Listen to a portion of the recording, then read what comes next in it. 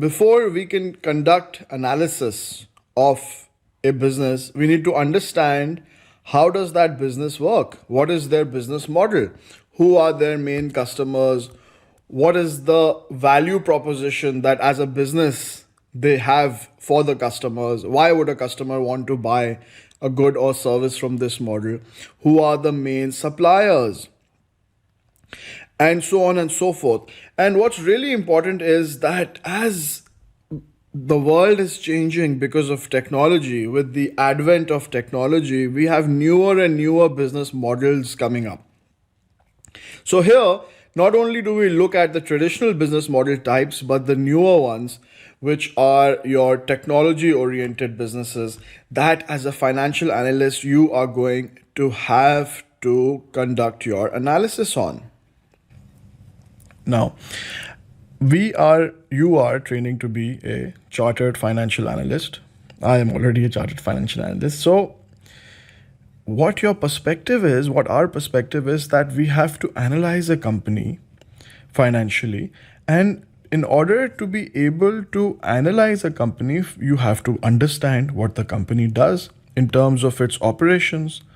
What is the strategy of that company? Who are the customers, right? And who are their key partners, suppliers, and other providers of services and products to them.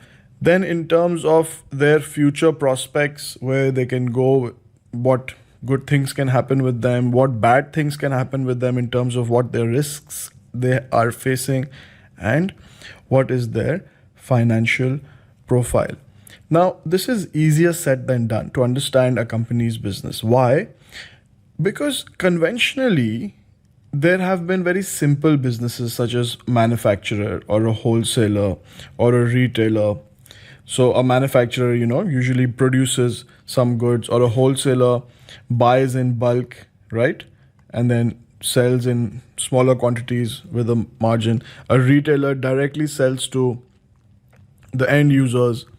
So all of these business models are relatively easy to understand. However, now with the advent of digital technology, the world is changing. And with that, how businesses operate is also changing. There are lots of new business models that are out there in the world. And in order to be able to value them, in order to be able to financially analyze them, we need to first understand what they are doing. And that is what this learning module covers. Number one, in terms of what a business model is. Then number two, which we will cover in the second video, that what are the different types of business models and what are the implications, the financial implications of each of those types. And number three, what are the different risks faced by companies. Now, starting with what is a business model.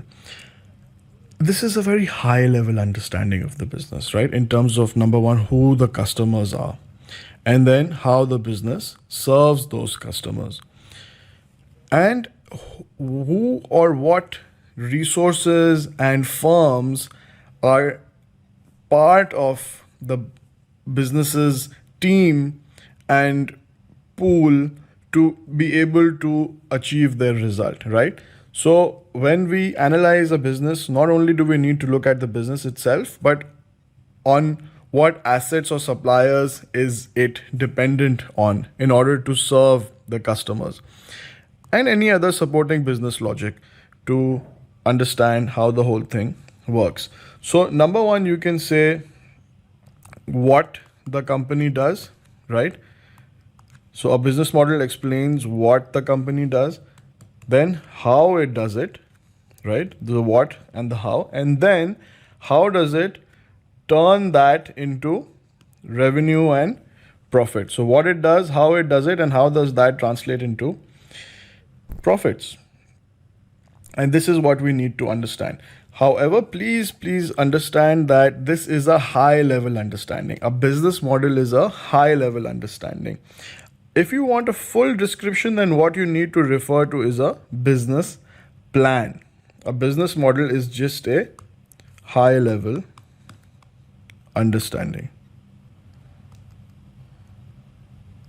of what the business does, how it does it, and how does that convert to revenue and profits. Now, two very, very important terms for you to understand are what is a value proposition and what is a value chain.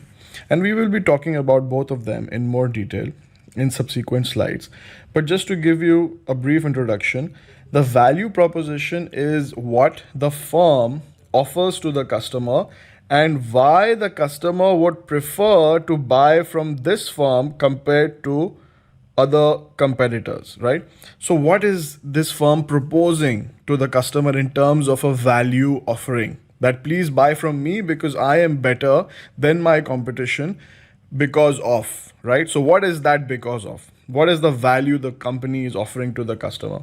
And then how that value is actually delivered. So how the firm is structured to deliver that value. And very important point over here is a value chain is not a supply chain. So a supply chain is how companies deliver their goods, right? And that could be through third parties. So like for example, Apple iPhone is manufactured outside of Apple at a third party and it is distributed by another vendor of Apple's, right? But Apple is the one that is designing the phone. So if we will talk about Apple, then the value chain includes the designing part, which is done inside Apple. However, the supply chain will include its suppliers and its retailers who are not part of the Apple company, but third parties, right? So supply chain can be multiple companies, but value chain is one firm. How that one particular company delivers the value that it is proposing to the customers. Now let's kind of bring this all together and see how that looks. So first, if we talk about the value proposition, number one, who are we offering this value proposition to? As in who the firm is obviously targeting in terms of its customers. And not only who are they targeting, but how do they keep them? So what is it that is better in the firm's offering compared to competitors? Now you can call this a competitive advantage. That compared to your competitors, what is your advantage? Why a customer would rather buy from you than your competing firm? And then the details of the product or service that you're offering. Where do you sell it? In terms of the geography, the customer segmentation, how do you reach your customers? And then how is your pricing compared to your competitors? Are you like a premium product or are you like a economy or a discount product, right? And that of course has to match with your competitive advantage. So if you're a premium product, naturally you should have premium features to go with. And if you're a discount, then naturally the quality has to be along as per the price. So this is the whole combination of your value proposition. And then how do you deliver that value in terms of your value chain? And this is just the company that we are talking about. So this is one firm, different from supply chain where there could be multiple firms coming together to deliver a product or service, right? Here we are only talking about one firm, and one firm has a value chain that it does in terms of its organization, of how it's organized to execute and deliver this value proposition that it is proposing. And what makes it competitive in terms of in a better position to deliver this value compared to other companies. And then of course, what is the purpose of all of this? To make money, right? And that is what we want to value. The financial analysis is about the finance. So, okay, very good. You have a good value proposition. You have a great value chain to deliver that proposition. But how does that result in revenue? And then how does that also result in costs? Which, by the way, is very important in terms of how much of those costs are fixed and how much of those costs are variable. So when we say cost structure, what we mean is that how much of those costs are fixed and how much of those costs are variable. And naturally, if there's a lot of fixed costs, then that is higher risk. And we will talk about this in more detail, because if the revenue, for example, goes down, but your costs are fixed, so then obviously the profit is not going to be looking very good, right? So we need to see how the revenue is generated in terms of what is the model. Is it per unit? Is it what drives the revenue? And then what is the cost structure looking like? And then what is the financial situation, the financial structure in terms of interest? Or is there a lot of borrowing because, interest or debt, these payments, again, they're like kind of fixed. So if you have a lot of borrowing because you need these big assets and you've borrowed money to finance them, and God forbid if the revenue goes down, then naturally the fixed cost, and then if there's interest as well, that could be very, very bad for the business. But at the same time, it could be very good for the business as well if the revenue goes up a lot and the fixed costs and the fixed interest payments are covered, and then it could lead to very high profitability. This is what the analyst needs to understand and evaluate. Now, how do you go about doing this? So, where do you get this information from? You're an analyst, you're trying to make a financial model for a public listed company. So, where are you going to find information about their business model? So, as an example, the curriculum gives the example of Tesla. And in Tesla's annual report, there is a place called the business description, which is also having so in the curriculum, you can also find the extract of this, or you can just go to the Tesla's website and go to their investor relations area. And within that, you can download their annual report and find the business description paragraph, which will tell you. So this paragraph will tell you what the products are along with the attributes. So they might say, okay, we have this model, whatever. I'm just giving you an example. Model X, or these are the vehicles we have, and they have these features, and they are available through these channels. You can go to our store, you can directly order on our website. And what they are promising in terms of the quality and the innovation and the technology. So all the details about their offering are mentioned in their annual report in the business description. So this is how an analyst can go about learning about a company's business model. Now we're getting into more detail in terms of, okay, so a business model includes who the customers are. So what does that mean? When you say who the customers are, what detail needs to be kind of looked into? So number one, obviously, geographies, right? Are we only talking about the US, or are we talking about the European countries as well, or are we even talking about Asian countries? So, and then further detail within that are we talking about only the Midwest, or, maybe we're also talking about the West Coast, and so on and so forth. So the details of the geographies, and then what is segments over here. So please try to understand that there is a difference between market segments and customer segments. Here we are talking about market segments, and what that means is, for example, if you have a high-end premium product, then you probably want to focus on high-income families, right? And especially if it is like a family product, then you're probably looking for suburban families, compared to if you have a very city-oriented product, then you might be looking for urban families. So it depends on the product, the value proposition, and how and which market segment you want to focus in. Now, with respect to customer segments, we can look at retail, which is like end users, and alternatively, we can look at business customers. So, for instance, let's say I want to sell ketchup. I'm just giving you a simple example, right? So ketchup I can sell directly to individuals through retail shops, or I can sell it at restaurants, right? And that will be an example of a business to business. So I'm a business that makes ketchup, and if I sell it to a restaurant, that is business to business. If I sell it to individual customers, that is business to consumer. Next, the what. So we've already discussed the who in terms of the customers, what details are should be included in a business model. Now the what is the product or service that is being offered. And of course, the details of the product and service should be there, but not just the details, but also how it is different from its competitors. So this term differentiation means how it is different from its competition. What sets you apart? What sets this firm's products and services apart?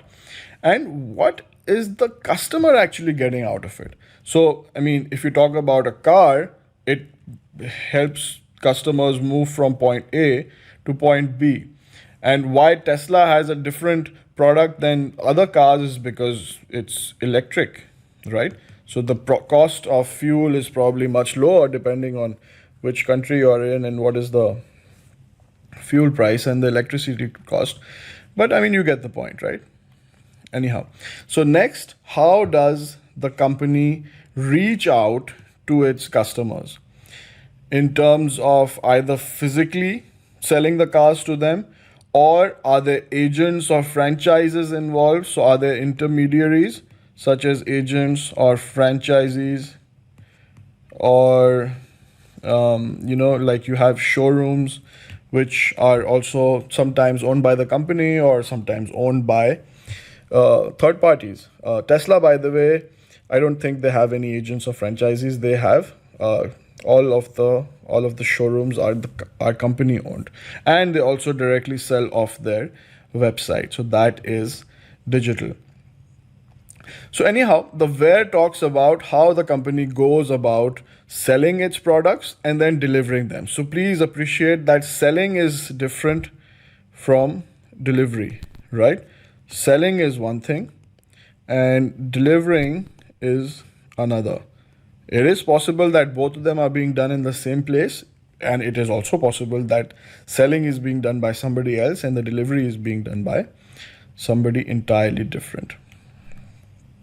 Also, you have to understand that, again, part of the where is that the selling could be done within the company or by another company. And if it is being done within the company, we have to appreciate what assets might be involved. Like, for example, for selling, there might be a retail store owned by the company that is doing the selling, right? So as an analyst, we should appreciate which function is linked to which asset, and or if it is a third party, so then it is linked to which firm. So we know that, oh, okay, so this selling is being done by either the company's stores or it is being done by a third party firm. Or let's talk about handling inquiries or order processing. They might be done by the company's sales force, or they could be done by third party agents or franchisees, right? So we need, as an analyst, we need to appreciate the functions and the interlinkages with the assets or firms. Or for example, let's talk about physical distribution. So it might be done by warehouses that are owned by the company, or warehouses or wholesalers that are third parties that are providing the service to the company, right? And so on and so forth. And traditionally, what has been seen is that, first the product was produced.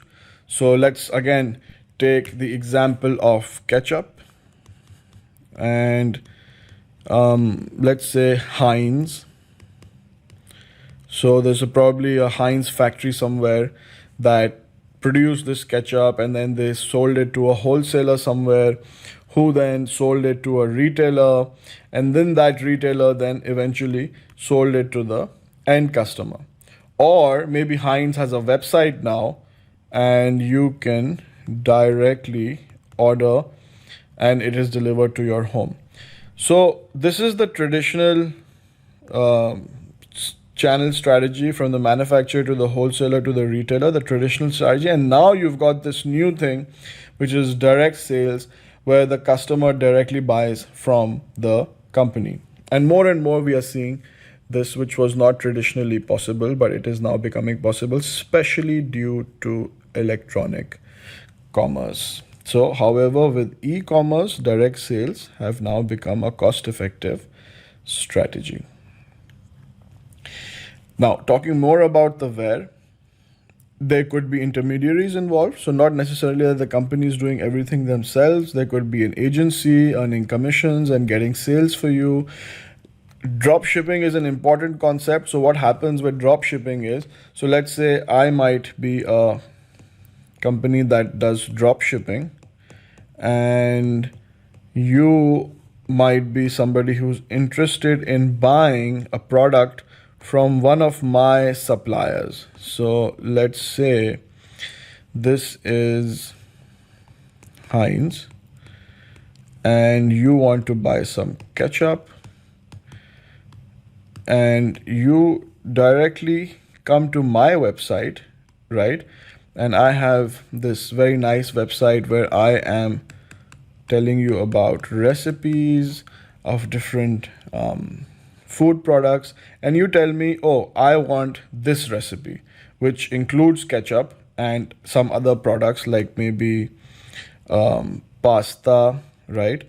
So I might have an arrangement with another pasta company, and what I do is I directly get them to ship to you directly. So I don't really take ownership without taking the goods into inventory. So I never take those goods in my possession. I never even finance in them. I never even have the responsibility from them. They directly get delivered to you, and this is called drop shipped, right? And I get my commission or whatever it is that I'm working for. So this is called drop shipping. A very, very interesting concept, by the way, is omni-channel strategy. And you should be very careful and understand this now, because it's a possibility that you get tested on this. So for example, if somebody orders an item online and then picks it up in a store, so this is a combination of both digital and physical channels, because they ordered it online, so that's digital, right? And then they picked it up in a store, so that is physical. And we are going to see a question about this, so please be very, very attentive and understand this omni-channel, which is a combination of two channels, right? By the way, just let me just quickly say something about Tesla with this direct sales strategy. So for example, if a company is directly focusing on selling its products to the customer and it doesn't want any kind of intermediary in the middle, then this is called a direct sales strategy, right? So if you want to get rid of intermediaries, then you directly want to focus on the customer, then that is an example of direct sales strategy. So let's have a look at what Adidas is doing. So Adidas says they have 2,500 own retail stores. So that's definitely retail in terms of, the channel that they are using for wear. They also have 15,000 franchise stores. So which means they also have franchisees. So they also have franchisees. And then they have an e-commerce channel. And let's have a look. So they also have wholesale. So there's the 150,000 wholesale. My goodness, I think this is one of the biggest companies in the world in terms of their footprint. So list and number the channels used by Adidas. I would say they have 4 channels, right? Number 1 is wholesale. They have retail. They have franchisees. And they have their own e-commerce platform as well. So excellent. Okay, some more questions. The Tesla and Hyundai no dealer models are. So, I just told you about Tesla, that they are directly serving their customers, and Hyundai, which is a Korean automobile manufacturer, also has this special product range, product line that they have, where they don't go through dealers or any intermediaries in that. They directly focus on serving the customer. And this, of course, would be an example of direct sales, right?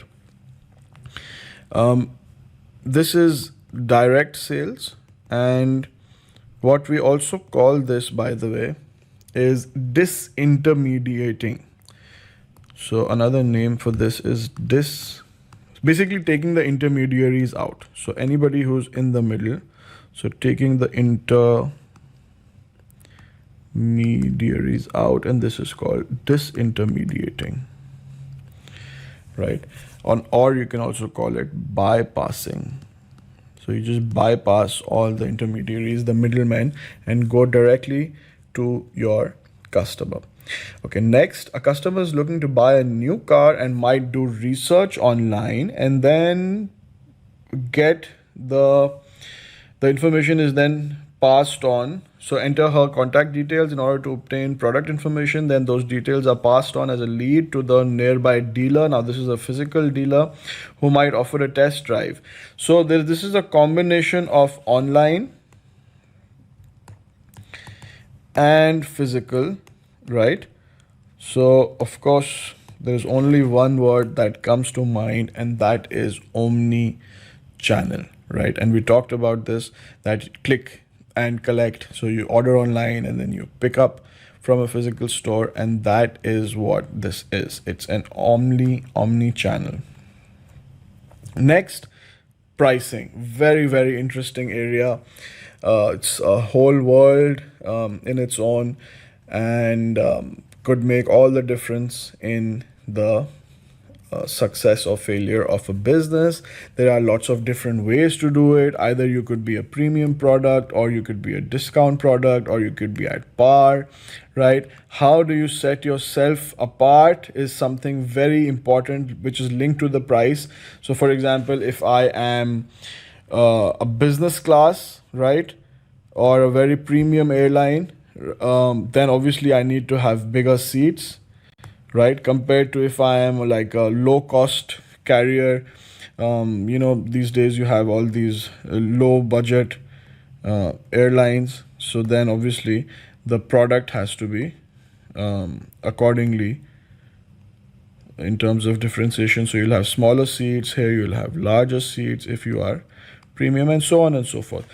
And very important, by the way, is, can you really set your own price?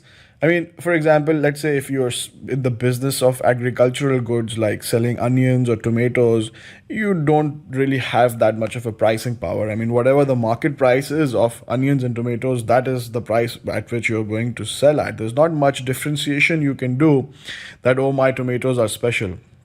I mean, I know there's organic tomatoes and everything these days, but I'm just trying to explain to you. Like, for example, if you're in the business of water or electricity, so I mean, electricity is electricity, right? I mean, whatever the market price is, whatever the price of water is in a certain area, that is what you're going to sell. However, if you have a very, very specialized good, maybe you're producing some kind of medicine, and that medicine has, a certain patent that you have, then maybe if the government allows, you can have a special price for it. So that brings me to price takers and price setters. So companies which have like commodity oriented products, like I just gave you an example of onions or tomatoes. I mean, they are more of a price taker, that whatever the market price is, that is what they can sell at, and then they can kind of work backwards and see, what is the cost of producing that good, and then how can they improve their profitability. On the other hand, price setters have a special product which is different, and because of their special product, they can command a premium price, and therefore obviously they face less pricing risk. And from an analyst's perspective, from an investment perspective, we definitely want to look into companies that have high pricing power. So that is very, very important, because then they can make sure that they stay in profit. If their costs go up, they can just increase the price. So very, very important from a practical perspective. Now, most firms try to differentiate their offerings to some degree, to obtain some degree of pricing power. For example, let's talk about Tesla. So Tesla has like this total cost of ownership perspective where they tell the customer, okay, you might be paying a relatively higher price to buy our vehicle, but then you save on the operating cost because electric vehicles have, lower fuel cost, and therefore, and then obviously the government subsidies are there as well. So the total cost of ownership to the customer is lower, and therefore please buy our product. So this is like their kind of how they differentiate themselves. Again, more about pricing. So there could be two perspectives. One is the value-based pricing, and this kind of ties in with what we were just talking about in terms of the total cost of ownership, that what is the customer's perspective in terms of what is the value received by the customer, right? The value in terms of the lower operating costs. So they can kind of like take the customer's perspective and the value-based pricing and kind of price the good accordingly. Or you could price based on your cost. But usually, the customer doesn't care about your price, right? The customer cares about what value he or she is getting out of that product. So cost-based pricing is dangerous. Unless you don't have a choice. So when you have like law firms, right, or training companies, or where it's difficult to predict what the cost will be. So usually in the case of make to order type of products, right, where you don't know what the cost will be and you kind of just bill as you go along. But of course, the customer doesn't care about the cost. So ideally, if you can go for a value based, that is better. Otherwise, cost, of course, is one way of going about it. But this obviously means that you have pricing power. But if you don't have pricing power, it's just a common, homogeneous type of good that you have, then the market is going to determine what your price is going to be, and you will be a price taker instead of a price setter. However, if you are a price setter, then you could either go about doing value-based pricing or cost-based pricing. Now, even when you are doing value-based pricing or cost-based pricing, can we charge different customers different prices? So if somebody is willing to pay or can afford to pay more, can we charge them more? So think about tiered pricing in terms of your electricity utility companies. So the more you use, the higher the rate they charge you. So they kind of like get more money out of the people who are using more, and that's good for them, right? You can also get into something called dynamic pricing. So in terms of think about airlines or movie tickets, that when everybody wants, or the hotel rooms, then the prices go up. Even when you've got peak hour with Uber and all these ride sharing companies, then again the pricing surge is there. So very, very interesting pricing models there. You can also have auction and reverse auction. So I'm sure all of you know what an auction is, where there is a seller and there are lots of buyers who are trying to buy and bid for this product. A reverse auction is where there is just one buyer and there are a lot of sellers, and they are trying to sell to this buyer, and they keep saying, oh, I will sell for this much, and then the other one says, no, I will sell you for lower, and then I will sell you for lower, and then eventually there is a price that is agreed. So this is the reverse of an auction, where there is one buyer and lots of sellers. Now, more details about pricing. You could also bundle some products together.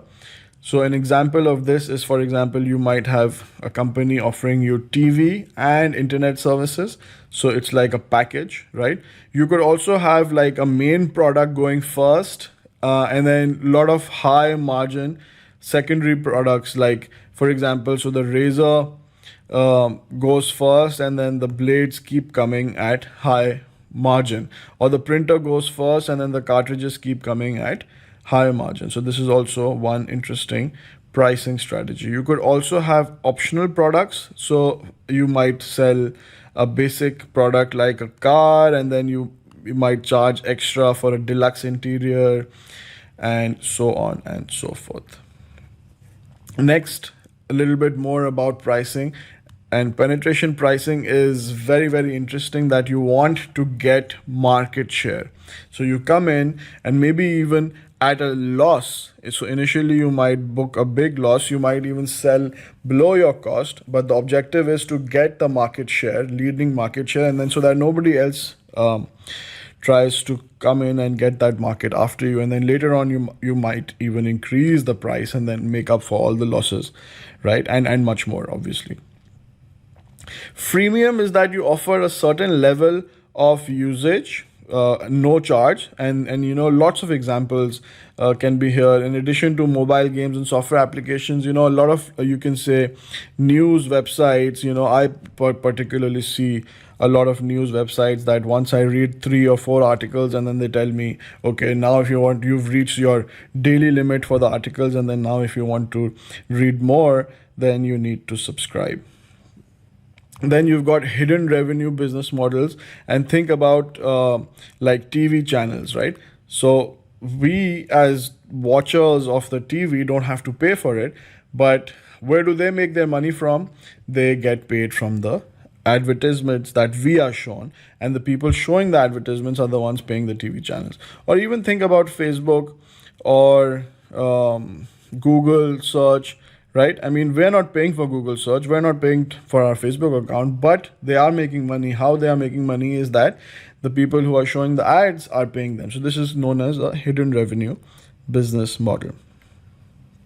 A little bit more about pricing.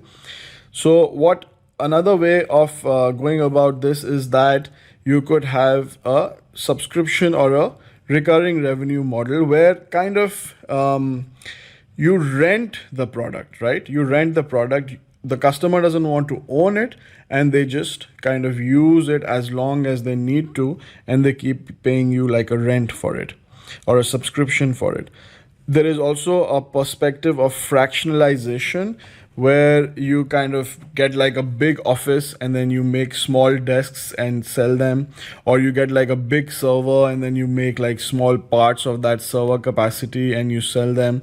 I think a very interesting example in this area is WeWork, right? So it takes big office spaces and then breaks it up into desks, co-working and co-sharing. Very, very interesting. Leasing, of course, is another example where you might not want to buy an asset, and maybe especially because you don't want to bother with the maintenance. Instead of buying it yourself and maintaining it yourself, you feel that another company might be in a better position with lower costs of capital and maintenance, so you just rent it from them. There could also be the case of licensing, where, for example, you get access to an intangible asset like a brand name or a patented formula. So let's say you might want to sell Coca-Cola in a remote region, in an island somewhere where Coke doesn't have their presence, and then you can tell them that, okay, I will sell Coke over there and you will provide me your name and your formula. Franchising is similar to licensing, but it's not just the name that the licensee gives, right? It is a more comprehensive form of licensing, where they not only give the name but also some marketing support and other support in terms of how to go about doing the business. Now, all this comes together in a value proposition. So the who, that is